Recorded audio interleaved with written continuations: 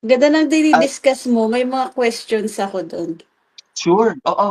Unahin muna natin 'yan bago tayo magbunot-bunot ng mga cards, 'di ba? Sige, Oo, sige. So 'yun, at least nasabi ko na nga na grave abuse of discretion talaga ang ginagawa nitong Congress.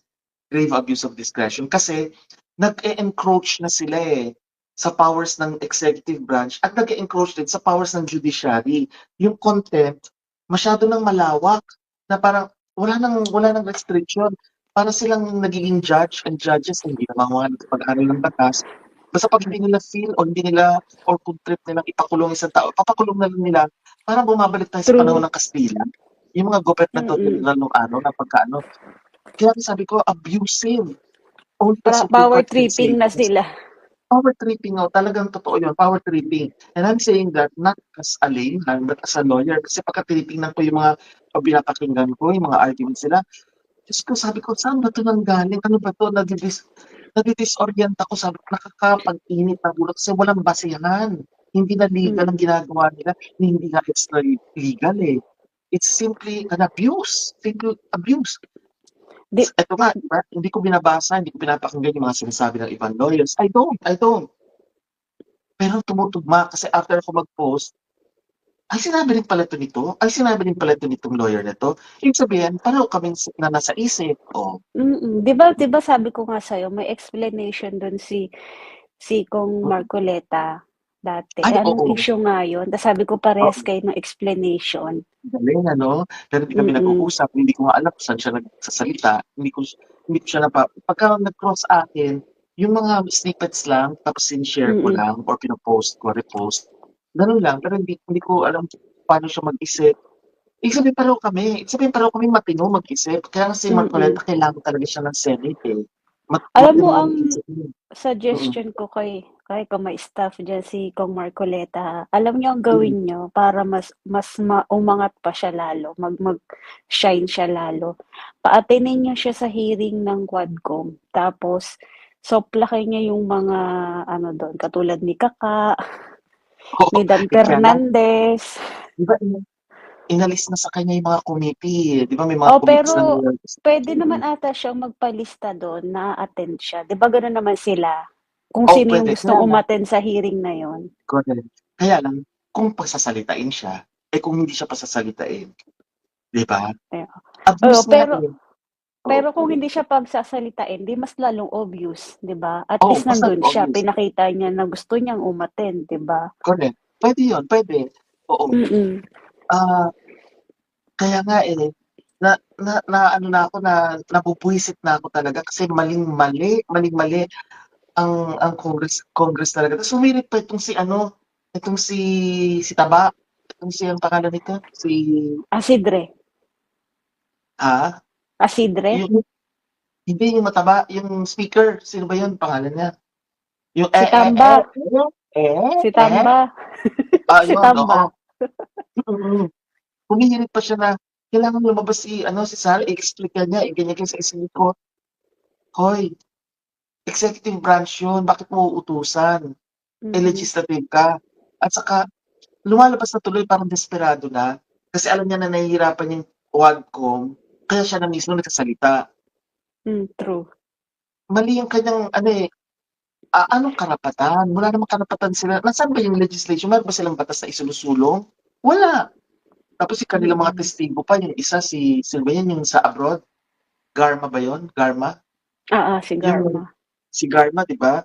Na nahu na ano, nahuli doon. Hindi ko alam kung ide-deport na pababalikin dito. So, yung gano'n ba na ang mga testigo nila, tapos meron pa silang isang testigo na nahatulan ng korte na kriminal din Go, yung lalaki, yung kamukha ni si Drew, si sino nga yun? May G nagsisimula yung pangalan niya eh. Taguba ba yun? Taguba, Oo, Taguba yata. yun, Basta something like ganun. that. Oo. Oo, Di, may kamukha nga tanong ni pala. Drew. May tanong pala ako. Di ba Sige, sige.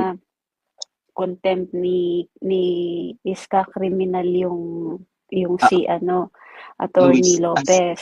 Lopez, So, ang basis lang nung pagpapakontempt niya dahil sa word na should. dahil parang inuutusan daw ni Attorney Lopez ang COA na 'wag i ibigay sa kanila yung mga report na hindi pa, which is hindi pa tapos. So Oo, parang ang basis lang niya ng contempt is dahil do sa word niya na should, you should, or parang minamanduhan na daw, parang ini-interrupt na daw. So parang ayun yung naging ano nung dahilan para i-contempt niya dahil nakikialam daw or inuutusan ni Attorney Lopez yung COA, or at least yun. Oo, sila daw. oo, oo. Yun nga yung sinasabi ko, sila ang gumagawa ng rules, sila rin ang gumagawa ng kung papaano nila i-interpret yung rules, sila lahat. Kaya nga sabi Mm, ko, kailangan ano, magsalita na ang Supreme Court. Hindi mm. puwedeng Tama. hahayaan, kasi if they can do that to people in power, they can do that to anybody. Lalo na kagaya natin, mga simple people lang tayo. Talagang grabe, 'di ba? They can do it to anyone. If they can do it to, imagine Sara is the Vice President na, they can do that to her, lalo pa naman tayo, yung mga tayong mga simpleng tao, nakakapag-init talaga ng ulo.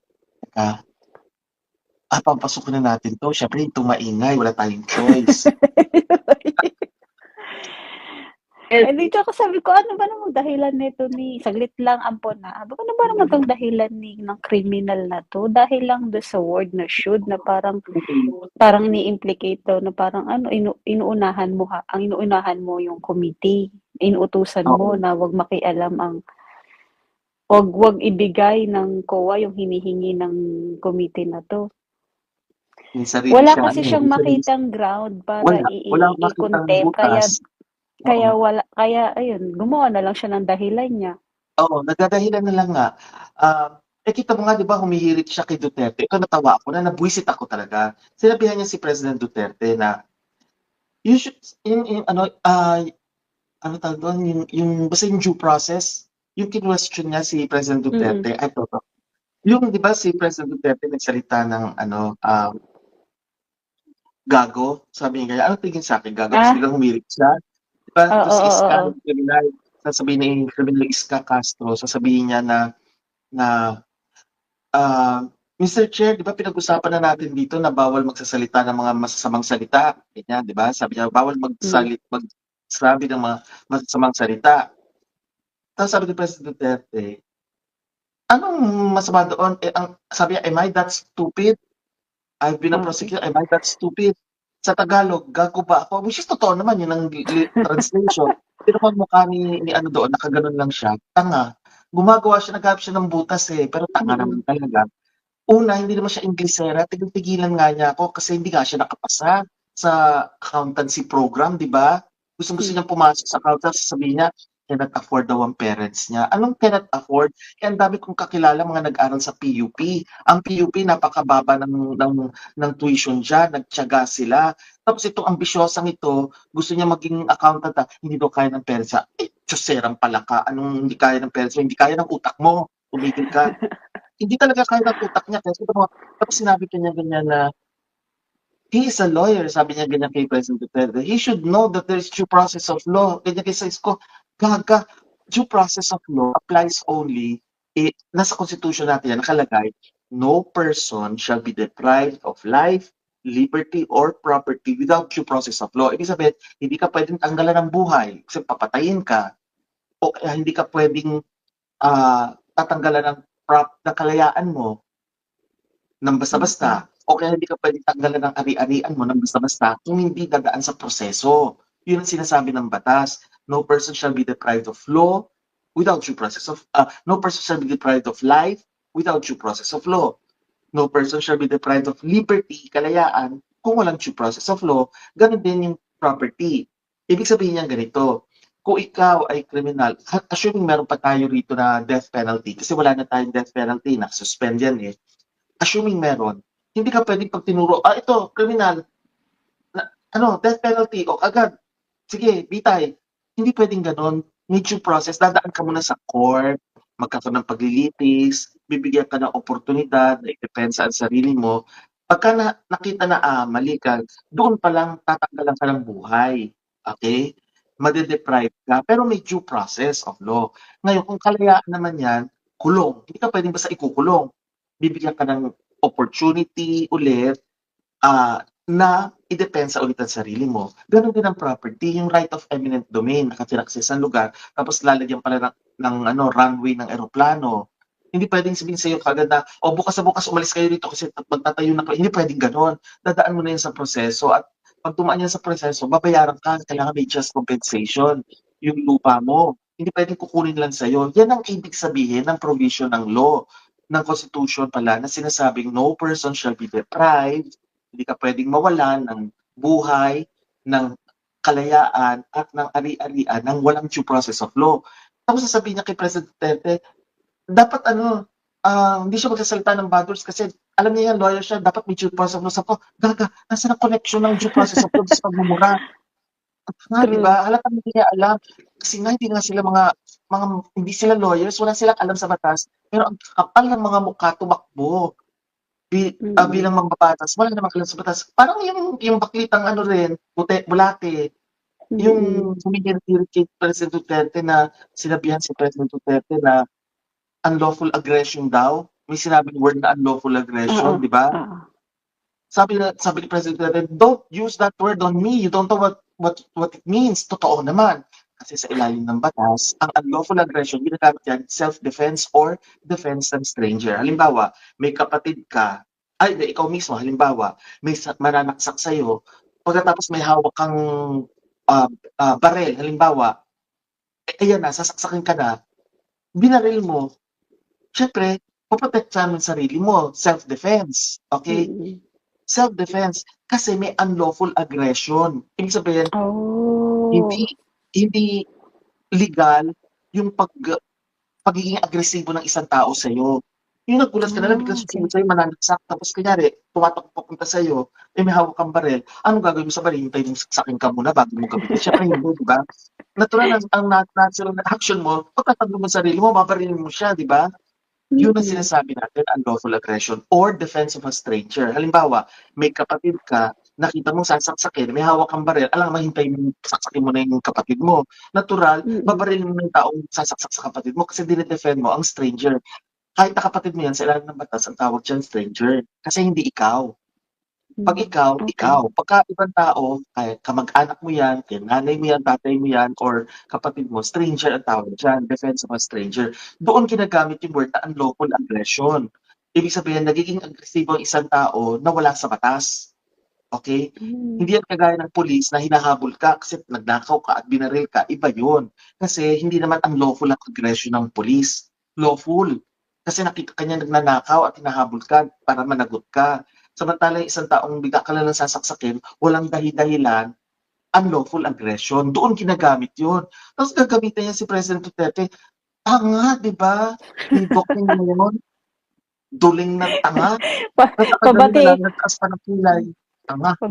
pabatiin muna natin yung mami mo. Ayaw ka pala. Me, bati ka na, mami. Ano, okay na? Yes.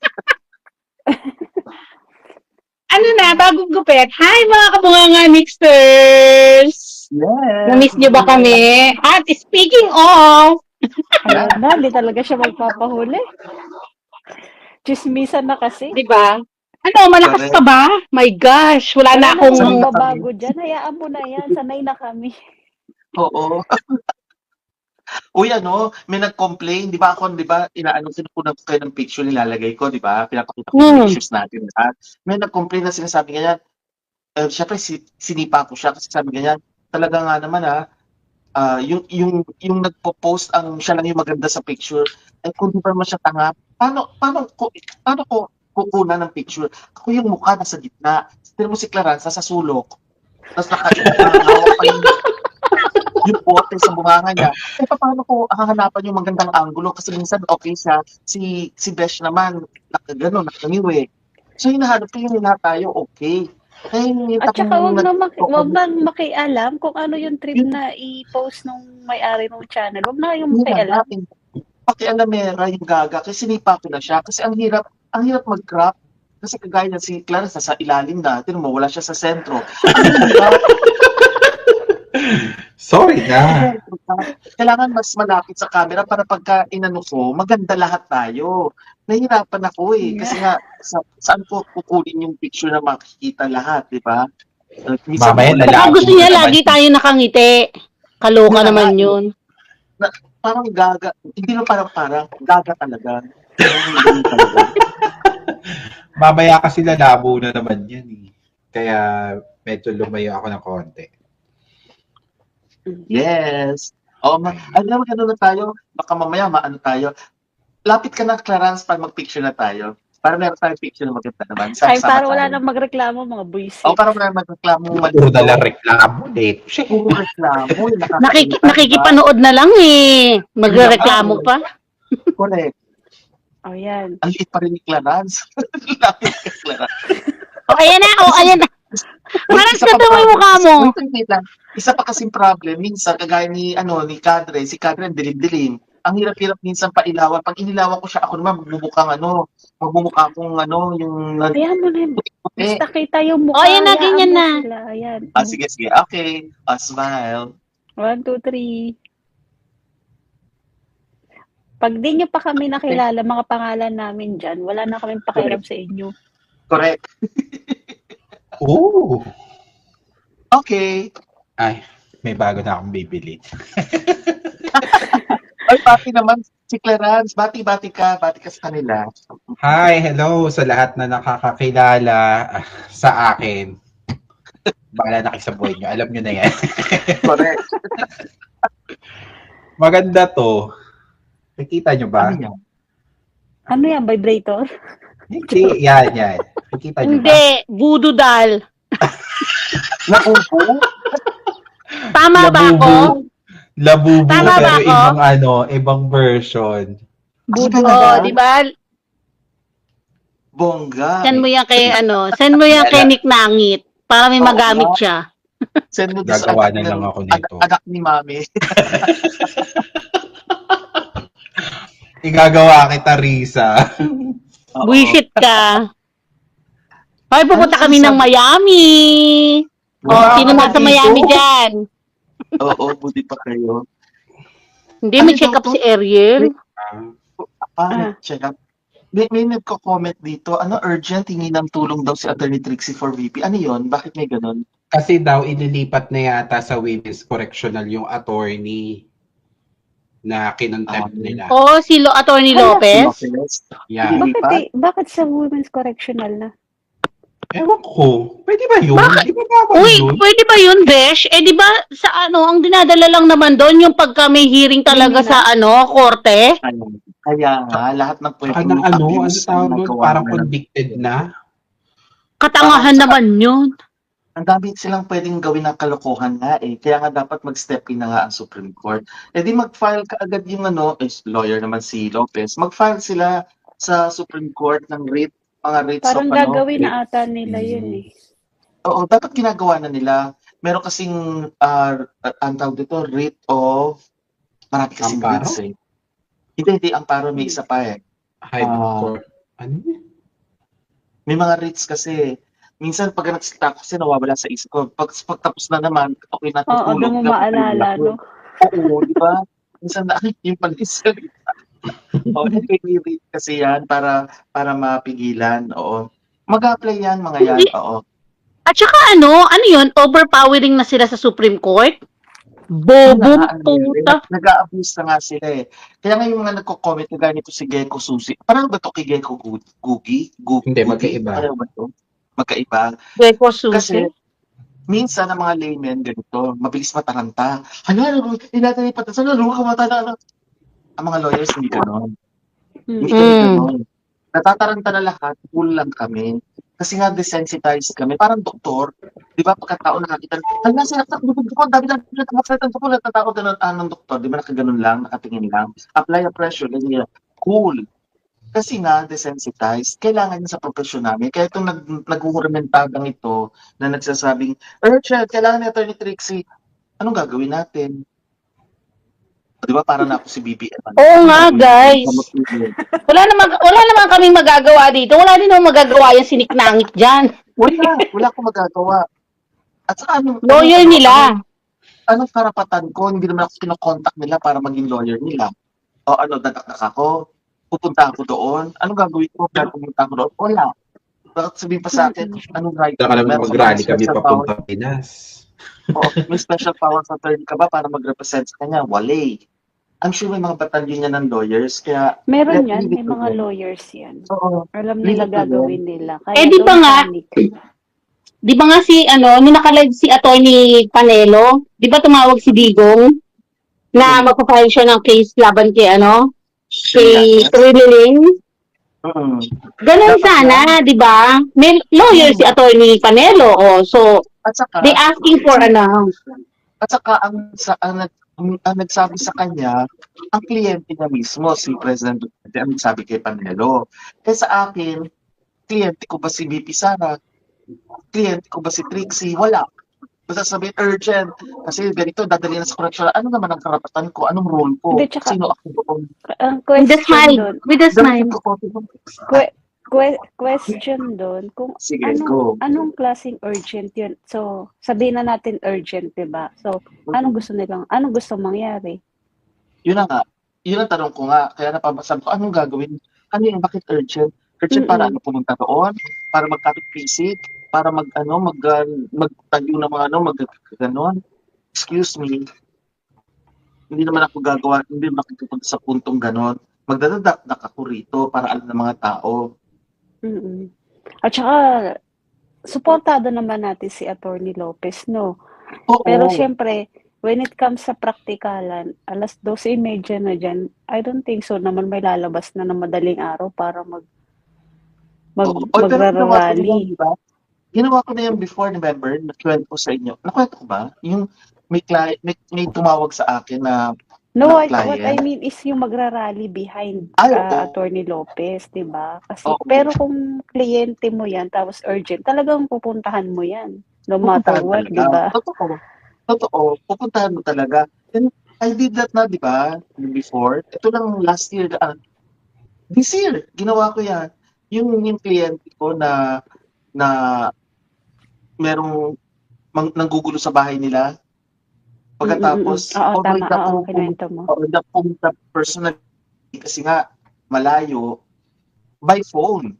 Hanggang sa nataranta yung mga pulis kasi ayaw nila kumilos. And sabi ko, if you're not going to do that, that's a dereliction of duty. I will face you tomorrow. Pupuntahan ko kayo. I will file a case against you. Natakot. Tapos anong ginawa ng dalawang lawyer? Kahit kung dato mga pulis na ito, ikinulong nila yung tarantado. Kasi ayaw nila ikulong. Malakas daw sa barangay. Sabi ko, hindi ganyan yun. Kasi na-trespassing na siya. Doon pala may crime na siyang ginawa. Kasi ayaw nila dalhin sa kulungan. Sabi ko, hindi pwede yan. Dalhin niya sa kulungan. Ayun. So, yun yung urgent na kasi ako yung kinontak nung client para tulungan siya. So, by phone kami nung time na yon. And then, naayos naman. So, hindi na ako kailangan pumunta the next day kasi naikulong na nga eh. So, binigyan ko lang siya ng instructions kung anong gagawin niya. So, yun. Anyway, nawala, ito, hindi, akala ko nawala si Clarence. Nawala nga, okay. Naka-focus na siya ngayon, hindi na siya yung maliit na parang tuntok lang, no? Lumapit na siya. Lumapit Ayan na, na. lumapit na siya. Ayan, Malapit na mag-whole oo. body. Correct. Si Risa naman na lumipat ako nawawala. Lumipat ako na Kumain na ba kayo? laptop. Location. Yan, lumipat ako ng location kasi kanina nandito ako sa desktop. So, nag-laptop ako para malapit. Yes. Masatisfied na yung customer natin. Si Risa naman ngayon, mas nasa sentro yung kanyang electric fan kaysa sa mukha niya. Diba? May magre-reklamo. Oo nga, naman. kasi, ayan na nga, baka may nakita sa akin, besh. Ano, nakabra ka? Kasi nga may mga reklamatora kasi nakikinood lang nagreklamo pa sa atin. Ano ba yan? Ano ba yan? Nakakahiya naman dito sa mga viewer mo. Hoy, Punyema. alam nyo, huwag kayong magreklamo. Kasi yung iba nga dyan, may mga kasama sila, hindi naman nakikita yung mukha. Kasi wala naman sinasabi, di ba? Di ba? Correct. At least tayo rito, ang lalakas ng loob natin, pinapakita natin ang mga mukha natin, di ba? Correct. Oo. Bakit naman tayo matatakot? Ano dapat natin ikatakot? Totoo na may Wala. sinasabi natin. Wala. Naman, Okay. May tanong pa ba Nagilan kayo niyo nga pala ako. sa pagtakbo ni President Duterte? Assuming before we go to the next topic, yung Pluto in transit na. Okay. So, Malinaw naman, explanation mo. malinaw. Okay. So, ang opinion ko dyan, it's just an opinion kasi sabi ko nga, my opinion is just the same as any other lawyer's opinion. Wala sa amin na tama, wala sa amin na mali. Kasi wala namang desisyon pa ang Korte Suprema sitting as the Presidential Electoral Tribunal.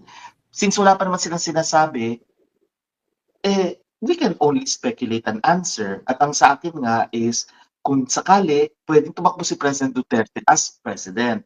Tapos ang vice niya si Sara. Kung sakaling ma-disqualify or tanggalin si President Duterte, di si Sara ngayon ang magiging President. Pwedeng yon. Or pwedeng baliktad. Pwedeng si Sara ang tatakbong President, si President Duterte naman ang kanyang vice. Tapos kung si Sara ay hindi tatapusin yung term niya at bababa siya, by succession, si President Duterte ang aakyat. By succession. Iba kasi ang succession sa re-election. Pwedeng ganon. Pero- And then pag bumaba tapos pagkatapos ng term pero he can only serve during the unexpired term. So pagka natapos na yung term niya, si Sara can run again for president kasi hindi niya tinapos yung term niya eh. So she can run again, di ba? Parang Pero nangyari ano- kay Jerry. Sige, tuloy mo. Sorry. Maganda yan eh. Maganda yung iniisip natin na ganyan, di ba? Kasi syempre alam natin track record nila. Correct. Pero alam din natin na hindi nila gagawin yan kasi meron silang kahihiyan. Yes, meron. Kaya lang, sa panahon ngayon na nag-aabuso na ang Kongreso, may hiya ka pa ba? Kailangan labanan na. Di ba? Kasi abusive na eh. Tatameme na lang tayo lahat. Tatameme na lang tayo lang. Habang nagpapakita si Dan Fernandez, ang sakit sa tenga ng kanyang mga FNP. Speaking of lalabanan, marami may mga tao na nagpupunta sa batasan pambansa ngayon mismo. Ngayon? Oo. Kumbaga, sumugod na sila doon. Sila Joey, pati si Attorney Trixie papunta na rin doon. Baka yun yung sinasabi nilang urgent. Baka ito na ngayon yung, sabi ko nga, baka hindi matatapos tong taon na to, kakaganyan nila, magkakaroon ng hindi nila gusto. People power. Naalala mo yung sinabi mo yung... People Naalala power. mo yung sinabi mo na... Kasi alam naman natin na ayaw na nila maulit yan. So kung hindi sila maglulubay, mas malala ngayon ang posibleng mangyari sa kanilang lahat. And that's the only remedy of the people eh. Kasi tahimik lahat eh. Tapos nag-abuse naman ng abuse itong mga hindi na walang pakundangan, talagang tarantado na talaga sila. Ano gagawin ng mga tao? The only way is people power na talaga. Wala na. Tsaka diba nag-ask si Attorney Lopez ng consideration, naghingi siya ng sorry na baka daw pwedeng i-consider na wag na lang siyang i-contempt. Kasi nag-sorry siya kay criminal eh. Pero tinuloy pa rin. Siya pa nag-sorry ha? Oo, kung ako dahil yung nga dun sa contempt niyo ako. Oo. Dahil dun sa kasi, dahil sa letter sa COA. Hindi naman daw yun yung intention niya. Kailangan niyang gawin yun kahit napabalat bunga lang para lang matitis ka. Kasi assuming na sabi niya, contempt niyo ako. Ay di lalo nang sabi, ganon, matigas ka pala, yun na talagang contempt na. Kasi hindi na niya ginalang ang posisyon naman ito si Iska Castro. Kahit na si Iska Castro, hindi talaga kagalang-galang. Hindi naman talaga kagalang-galang yung hayop na yun. Correct. Ngayon, pareho tayo. Yun sana sasabihin ko, hindi kagalang-galang. Ililiwanagin ko lang kasi may mga nagtatanong, bakit nakaupo pa yan? Di ba may mga nagtatanong, bakit nakaupo pa yan? Criminal na siya. Ililiwanagin natin ulit. Although pinost ko na yan sa meta ko, sa Facebook, okay? Matatanggal ka lang if you have been convicted na ang penalty is more than 6 years imprisonment. Ano ba yung hatol sa kanya? Hindi siya lumagpas ng 6 years. Kaya, hindi siya pwedeng ikulong pa habang may session pa ang Congress. So, habang nagsesession ang Congress, hindi mo siya pwedeng pakulong. Kasi, una, may session pa. Pangalawa, ang parusa sa kanya is less than 6 years of imprisonment. Ano mangyayari ngayon? Pag nagtapos niya yung kanyang term, doon ngayon siya pwedeng ipakulong. Kasi tapos na yung session, tapos na yung kanyang term, saka siya ikukulong. Kaya nga natatakot siya at gusto niya ngayon tumakbo bilang senator. Di ba? At saka 'di ba Kasi may motion din siya, attorney? May I'm sure motion din siya. nag-a-appeal yan. Pag Oo, nag-a-appeal meron yan siyang ng motion appeal. for, Mm. o nag-a-appeal motion for recall, ginagawa niya yan.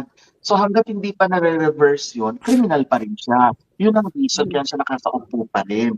Pero we have the right to call her a criminal kasi as of today, siya ay criminal pa rin. Hindi naman Yeah, nare-reverse convicted pa siya eh. eh. Mm. Convicted siya. Hindi naman nare-reverse pa ng hindi pa Hmm. nare-reconsider ang RTC. Hindi rin naman ni-reverse ng Court of Appeals. O so ano siya? Criminal pa rin siya.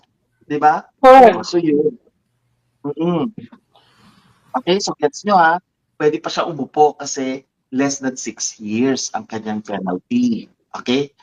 So yun. Okay. So, ngayon, sabi nga ni Clarence, may nagaganap na sa batasan. Iko-connect ko yan dun sa sinasabi kong Pluto Transit Aquarius. Okay. Alam nyo, ang planetang Pluto, so dito na tayo sa kababalaghan. Okay. Ayan. Nakakala ng mga tao, anong kinalaman ng mga planeta sa nangyayari sa buhay natin? Uulitin ko, ang mga nasa universe, parang salamin. Parang kibini, salamin-salamin. Okay? Kung ano yung nasa sansinukob or nasa universe, reflection lang ng nangyayari sa atin. At kung ano yung nangyayari sa atin, nire-reflect ng universe. Okay? So, Mhm. parang mirror yan, dalawang yan. Ibig sabihin, syempre hindi ibig sabihin na nakikita natin yung katawan natin na nasa universe. Hindi. Yung ibig sabihin ng mga planeta, kung anong ikot ng mga planeta, pag i-interpret mo yan, ganun ang nangyayari sa atin. Okay? Pluto Transit Aquarius. Alam niyo ba na ang planetang Pluto, outer planet, ibig sabihin nasa dulo na yan eh. Okay? Sabi ng astronomy, hindi na daw siya planet, dwarf planet na lang. Pero sa astrology, planet pa rin siya. Ibig sabihin sa zodiac signs, considered pa rin siya as a planet. Okay? So may impact, may effect pa rin sa atin. Since outer planet siya, napakatagal bago siya makaikot sa araw. Sa sun natin, matagal. Kasi ang layo niya eh. Kung ito yung sun, ang tagal bago siya, it takes about 200 plus years bago siya makabalik sa dati niyang position. Pagkatapos, syempre, kapag umiikot siya, pag titignan mo yung tinatawag na ecliptic, ibig sabihin yun yung direksyon niya. Kumbaga dito siya dadaan. Okay? Pag titingnan mo yun, bawat location niya may tumatapat na constellation. At yung constellation na yun, yan yung zodiac signs na sinasabi natin. Di ba 12 yan? So ibig sabihin, dadaanan niya habang umiikot siya sa araw, dadaanan ng Pluto ang lahat ng constellations. Dadaan siya dyan. Next. Hanggang sa makumpleto niya yung 12 zodiac signs. Ibig sabihin, dadaanan niya ang Aries, dadaanan niya ang Taurus, dadaanan niya ang Gemini, lahat yan. Hanggang sa matapos niya. Okay. Dahil nga 200 plus years siya para makaikot sa Sun, i-divide mo yon by 12. Di ganun siya, ang tagal. Bawat zodiac sign matagal. Di ba? Sabihin natin, mga abuti ng mga more than 30 years. Okay? 30 to 40, ganyan. Okay. So, pag nagstay siya sa constellation ng, sabihin na natin, ng Pisces, matagal siya doon. Tapos lilipat na naman siya sa isang constellation, matagal na naman. Lahat tayo, mararanasan natin ang Pluto. Kasi nga, ang tagal eh. 30 years, ang buhay natin. Sabihin natin, we live for what? 80 years old or 100 years old. A large portion of our lives, ang Pluto ay nasa isang constellation, hindi nagbabago. Dahil nga outer planet yan, affected niyan ang relationships ng tao sa kapwa-tao o kaya ng mga tao sa ibang tao, communities, or governments. Affected niyan. Okay? Ngayon, the last time that Pluto was in the constellation Aquarius, was in the 1700s pa. 17. Oo, 17 something. So 18th century yon. Ngayon, nasa Aquarius na ulit siya. After what, 200 years, di ba? Nasa Aquarius na ulit siya. Nito lamang November 13, pumasok sa Aquarius. Anong ibig sabihin nito? Ang Aquarius constellation is about change, transformation, rebellion, government changes ang mangyayari. Tapos ang Pluto is about mystery. Yung mga nakatago, malalantad, very powerful. Ang Pluto kasi is about transformation also or change. Kaya nga, yan ang ruling planet ng Scorpio. Ang Scorpio, isa sa mga animals na nagre-represent sa Scorpio ay yung Phoenix. Ang Phoenix, alam natin yan sa Harry Potter, di ba yan yung ibon na nagliyab, tapos nawala, tapos mamaya nabuhay ulit siya. So death, rebirth. Okay? So ganun ang nangyayari pag Pluto. Since ang Pluto ay nasa Aquarius, ibig sabihin magkakaroon ng death, old system will die, and out of that, a new system will come out. So magkakaroon ng rebirth. But it's not an ordinary rebirth kasi rebellious ang Aquarius. So ibig sabihin yan, lalaban yan, wala siyang pakialam, lutang yan eh. Di ba parang si Ruel, di ba? Lutang. Kasi hodang may tamaan, tatamaan na. Basta ipaglalaban niya, ganun kalakas. So it will be a very terrifying experience. It will be feisty, scary, pero kailangan eh. Kasi out of that, magiging mas maayos. And look at what's happening now. Di ba? Itong sa Congress, ikukulong nila ng walang kapararakan. Itong si Lopez, anong naging reaction ni VP Sara? Sinamahan niya. Tapos ngayon ililipat sa Women's Correctional. I'm sure magte-take action na ang mga tao. Kaya hindi ako nagtataka na sumusugod na ngayon sa batasan. Because sabi nga natin, Aquarius is the zodiac sign of rebellion. And hindi lang basta rebellion, humanitarianism din. Ibig sabihin for the greater good. Yun ang mangyayari. Ano ba ngayon? Ano bang araw ngayon? Friday? Friday ngayon, ano? Hindi. Saturday na dyan, best. Which is also 23. good. Which is also good kasi at least walang pasok bukas. I mean, majority walang pasok so they can start converging sa batasan. They can start converging now. Yun. Diba? Okay, tingnan natin. May parami ng parami. Parami ng parami. Kasi nga, once ang Aquarius ay nagsimula, non-stop na yan eh. Tapos pag titignan mo yung zodiac sign, ang pinuno ng house ngayon, Scorpio. Si Tamba. Kaya lang, unevolved siya eh. Hindi siya yung evolved Scorpio. Unevolved siya. So, palpak. Pangalawa, pig. Next year, 2025. Kasi nga ang ating topic, di ba? Administrasyon at mga alipore sa 2025. Okay. What can we expect sa 2025? Year of the Snake. Ang kalaban ng snake, pig. Worst scenario for the pigs sa mga baboy kawawa next year. Sino ba mga pigs? Nakilala nyo? Si Tamba, isa siyang baboy. Sino pa? Literally and figuratively. Sino pa yung isa? Si Very New York. Pig din siya, di ba? Di ba pig din siya? So, pag titingnan mo yung mga transformations na magaganap, sasabit sila. So, kaya pwede pala sila dadapa na siya. Yun pala. Yes. Di ba? Yun ang mangyayari. Pangalawa, the snake here is about money. So naka-focus lahat tayo sa pera. It will be good also when it comes to generating income. Kasi Saturn is also in transit sa Gemini. Ang planet Saturn is about government structure, it's about freedom, it is about wisdom, education. Nasa Gemini. So people will be learning, people will be using their minds na. Okay? So pag kinabit mo yan sa Pluto na magre-rebelde ng mga tao, magbubukas na rin yung kaisipan ng mga tao kasi nga ang Saturn nasa Gemini.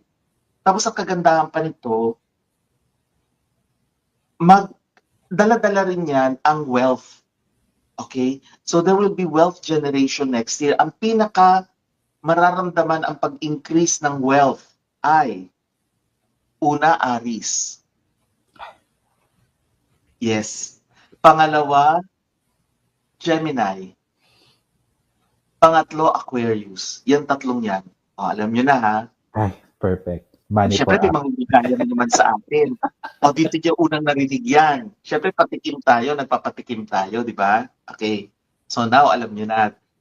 Aries, Gemini, and Aquarius. Okay? Sila yung makakaramdam ng increase in wealth.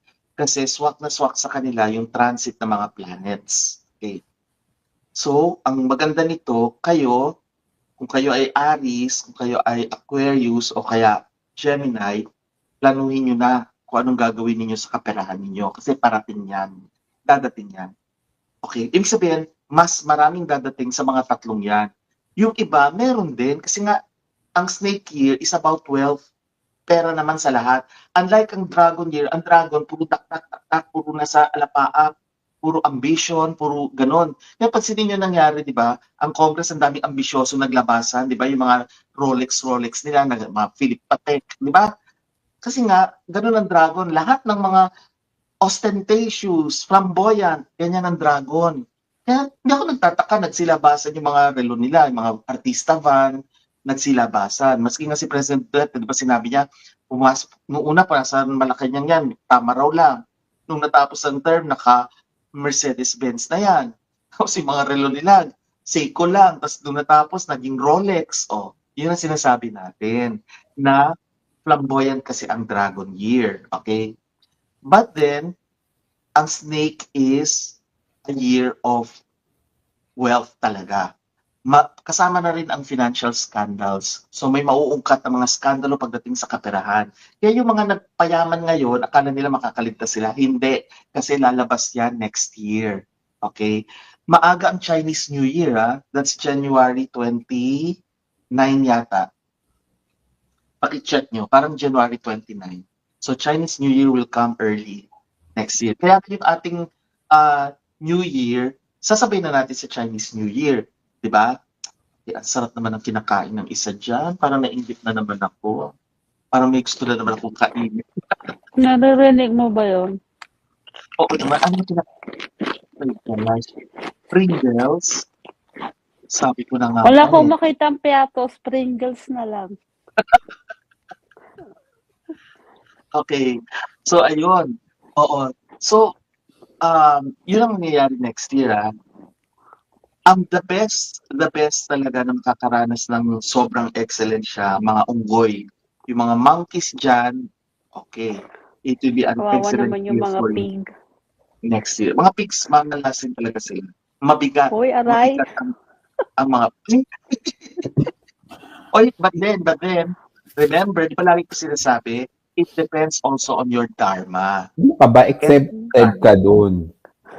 Hayaan mo na kitang bahudas yan.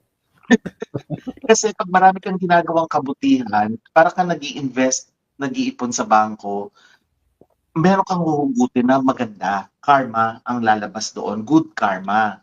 Okay? Kaya yung mga pigs na maraming ginagawang kagandahan ngayon, pwede pa kayong humabol, ha? Kasi January 29, so gumawa na kayo ng maraming kabutihan, mag-donate kayo na, ay, syempre, hindi ko sasabihin pala. Ayoko sabihin, baka gamitin ng mga hudas, di ba? Kaya natin sila. O, tayo-tayo na lang. Baba. Yung mga mabubuti sa atin. O, yan, January 29, sabi ni Abigail. Thank you. January 29 ang start ng Chinese New Year, maaga. Okay? So, alam nyo na. Okay? So, now na alam nyo na yung Pluto nag-transit na sa Aquarius, that will last until 2044. Buhay pa ba tayo? Hindi na siguro, no? Hindi tayo 2043. sure. Actually, January 2043.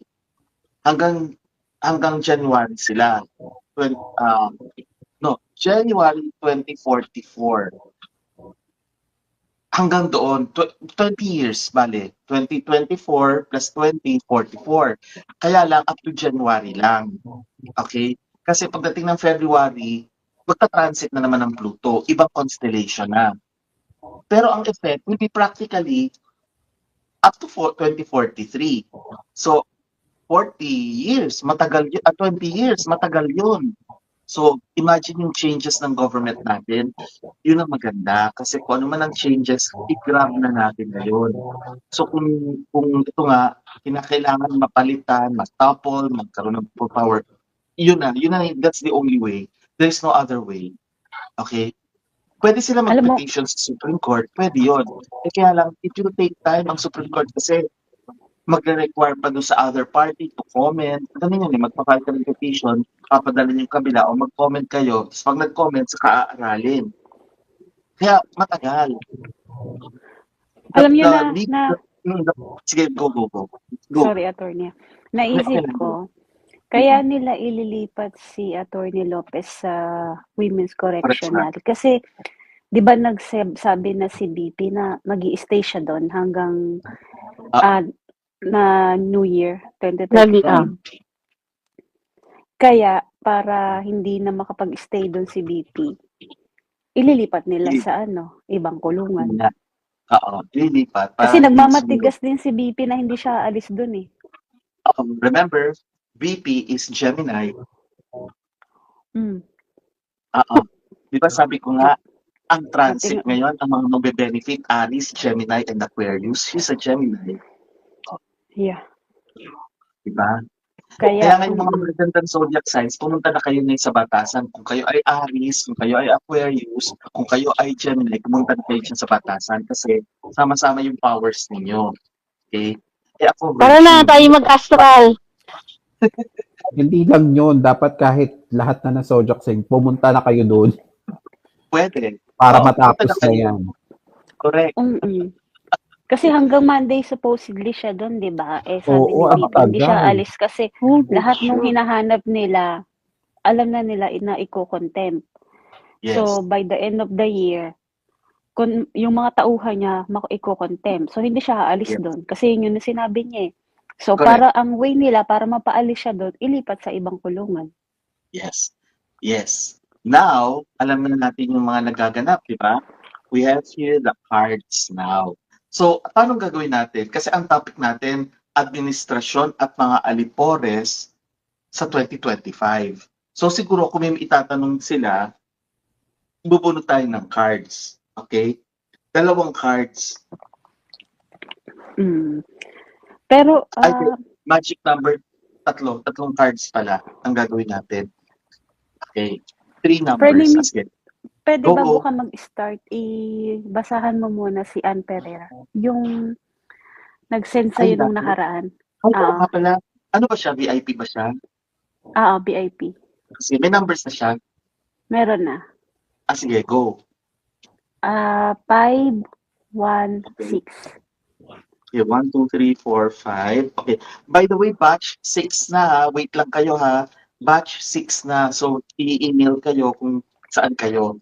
Batch 6 na. Kasi 5, itong week na ito, tapos na yung 5, batch 5. Batch 6 na. So, wait lang kayo. Wow, matatapos wait na lang daw tayo. Marami pa. 5, 1, 6. Tama ba? 5, 1, 6? 5, 1, 6. Okay, 1. Tapos, habang nagbabasa siya ng number, nga pala, yung mga magbibigay ng number, isa-isa lang, ha? Hindi po pakyawan to. Correct. Ginawa nila pag-construction. Diyos ko. Okay. So, ayan na, pinaliwanag ko na kanina yung legality ng pagtakbo ni President Duterte, may mga options, And then, yung astrology, now, alam natin kung ano nangyayari, bubunot na tayo ng cards for 2025. Okay. Yung mga bago pa lamang dito, mawawala na ito. Ibig sabihin, i-unpublish ko to kasi i-edit ko, upload ko ulit dun sa bagong channel na para may laman. Okay, so kung gusto nyo panoorin ulit, dun kayo pumunta sa new channel. Okay? Alright. So, sino ito ba nabasahan ko? Anong pangalan niya? Ann Perer. Ann Ferrer. Okay. Para sa Dahil iyo, ako si Dan Bernandez, Ann Perer. Ann Ferrer. Okay, ito ang sinasabi Ann ng iyong Ferrer. tarot cards. Okay. Una, number 4. Okay. 4 of swords. Okay, tapos 3 at saka 9. So, dalawang personal numbers, isang outer number.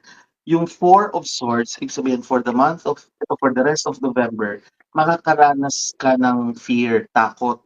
Kasi may mga, masyado ka nag-worry o baka nag-overthink, masyado kang nag-iisip. Kasi may mga gusto kang gawin, kaya lang parang hindi yata matutupad or hindi mangyayari, kaya ka masyado nag-aalala. Huwag kang mag-alala. Okay? Ang number 3, ang sinasabi, talagang kailangan maranasan mo yung mga nangyayari ngayon, pero huwag kang maghina ang kalooban. At ang sinasabi rin dito is, dadating ka sa point before the end of November na marireach mo yung ultimate at ang mangyayari niyan is may bagong magsisimula sa December.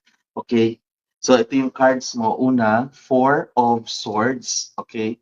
Number 4, 4 of swords. And then, 3, experiencing. Okay? 3. And then finally, ito yung 9. The last number in numerology, leaving.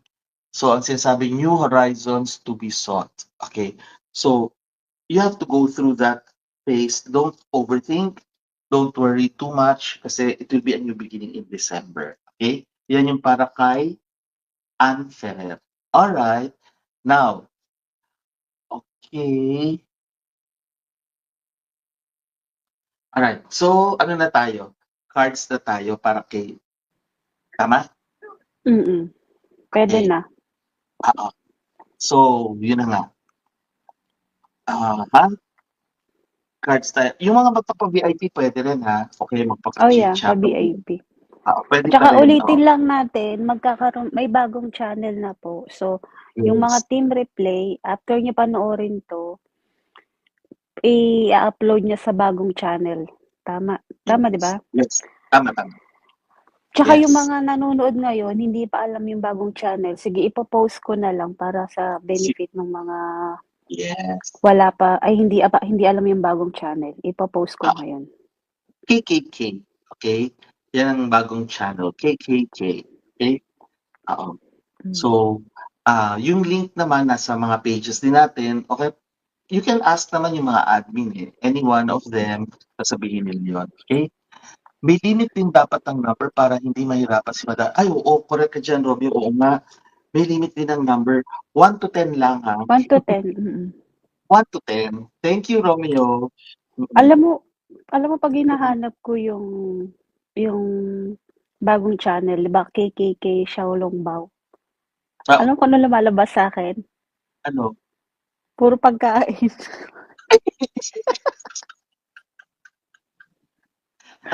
Ano natin? Para yung mga maligno, mapunta sila sa puro pagkain. Ako pagka tinatype ko, puro siopaw. Siopaw nga.